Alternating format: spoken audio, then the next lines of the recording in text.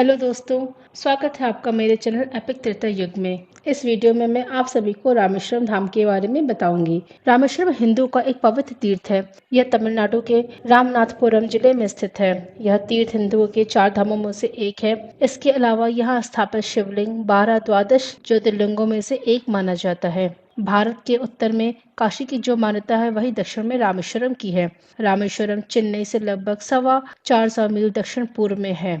यह हिंदू महासागर और बंगाल की खाड़ी से चारों ओर से घिरा हुआ एक सुंदर शंख आकार द्वीप है। बहुत पहले यह द्वीप भारत की मुख्य भूमि के साथ जुड़ा हुआ था, परंतु बाद में सागर की लहरों ने इसे मिलाने वाली कड़ी को काट डाला, जिससे वह चारों ओर पानी से घिरकर टापू बन गया। यहाँ भगवान राम ने लंका पर चढ़ाई करने से पूर्व पत्थरों के सेतु का निर्माण करवाया था, जिस पर चढ़कर वानर सेना लंका पहुंची और वहां विजय पाई। बाद में राम ने विभीषण के अनुरोध पर धनुषकोटि नामक स्थान पर यह सेतु तोड़ दिया था। आज भी इस 23 मील लंबे आदि सेतु के अवशेष सागर में दिखाई देते हैं। रामेश्वरम का गलियारा विश्व का सबसे लंबा गलियारा है। यह उत्तर दक्षिण में 197 मीटर और पूर्व पश्चिम में 133 मीटर है। इसके परकोटे की चौड़ाई 6 मीटर और ऊंचाई 9 मीटर है। मंदिर के प्रवेश द्वार का गोपुरम 38.4 मीटर ऊंचा है। यह मंदिर लगभग 6 हेक्टेयर में बना हुआ है। मंदिर में विशालाक्षी जी की गर्भगृह के निकट ही 9 ज्योतिर्लिंग है, जो लंकापति विभीषण द्वारा स्थापित बताए जाते हैं। रामनाथ के मंदिर में जो ताम्रपट है, उनसे पता चलता है कि 1173 ईस्वी में श्रीलंका के राजा पराक्रम बाहु ने मूल लिंग वाले गर्भगृह का निर्माण करवाया था।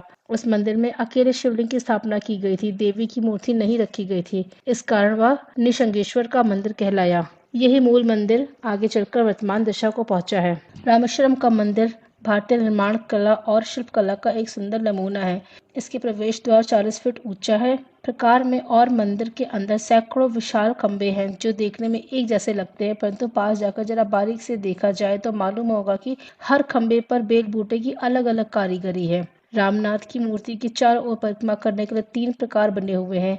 इसमें तीसरा प्रकार 100 साल पहले पूरा हुआ। इस प्रकार की लंबाई 400 फुट से अधिक है। दोनों ओर 5 फुट ऊंचा और करीब 8 फुट चौड़ा चबूतरा बना हुआ है। चबूतरों के एक ओर पत्थर के बड़े बड़े खंभों की लंबी कतारें खड़ी हैं। प्रकार के एक सिरे पर खड़े होकर देखने पर ऐसा लगता है मानो सैकड़ों तोरण द्वार का स्वागत करने के लिए बनाए गए हैं। इन खंभों की अद्भुत कारीगरी देखकर विदेशी भी दंग रह जाते हैं। यहाँ का गलियारा विश्व का सबसे लंबा गलियारा है। रामेश्वरम के विख्यात मंदिर की स्थापना के बारे में यह रोचक कथाएं कही जाती हैं। सीता जी को छुड़ाने के लिए श्री राम ने लंका पर चढ़ाई की थी। उन्होंने युद्ध के बिना सीता जी को छुड़वाने का बहुत प्रयत्न किया, पर जब रावण के न मानने पर विवश होकर उन्होंने युद्ध किया। इस युद्ध हेतु राम को वानर सेना सहित सागर पार करना था, जो अत्यंत कठिन कार्य था। तब श्री राम ने युद्ध कार्य में सफलता और विजय के पश्चात कृतज्ञता हेतु उनके आराध्य भगवान शिव की आराधना के लिए समुद्र किनारे की रेत से शिवलिंग का अपने हाथों से निर्माण किया। तभी भगवान शिव स्वयं ज्योति स्वरूप प्रकट हुए और उन्होंने इस लिंग को श्री रामेश्वरम की उपाधि दी। इस युद्ध में रावण के साथ उसका पूरा राक्षस वंश समाप्त हो गया और अंततः सीता जी को मुक्त कराकर श्री राम वापस लौटे। रावण भी साधारण राक्षस नहीं था। वह महर्षि पुलस्त्य का वंशज और वेदों का ज्ञानी और शिव जी का सबसे बड़ा भक्त था। श्री राम को उसे मारने के बाद बड़ा खेद हुआ। ब्रह्म हत्या के पाप प्रायश्चित के लिए श्री राम ने युद्ध विजय पश्चात भी यहाँ रामेश्वर जाकर पूजन किया। ब्रह्म हत्या के पाप प्रायश्चित के लिए श्री राम ने युद्ध विजय पश्चात भी यहाँ रामेश्वरम जाकर पूजन किया। शिवलिंग की स्थापना करने के पश्चात इस लिंग को काशी विश्वनाथ के समान मान्यता देने हेतु उन्होंने हनुमान जी को काशी से एक शिवलिंग लाने को कहा। हनुमान पवन सुते वे बड़े वेग से आकाश मार्ग से चल पड़े और शिवलिंग ले आए। यह देखकर राम बहुत प्रसन्न हुए और रामेश्वर ज्योतिर्लिंग के साथ काशी के लिंग की भी स्थापना कर दी।